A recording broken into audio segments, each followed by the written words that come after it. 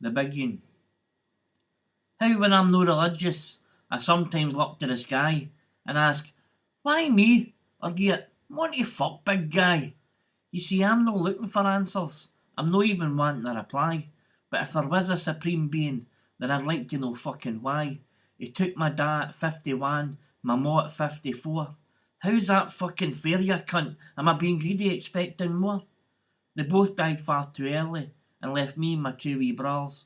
Now each birthday and at Christmas we're left to fucking suffer. Now I'm no different from emdy else. I miss my ma and da, but if I cut myself every time I thought of them, I'd have about a million scars. One saving grace though was neither of them suffer. Passing away in their sleep gives me a wee bit of comfort. And I hope that's how I leave too, but no for fucking years yet.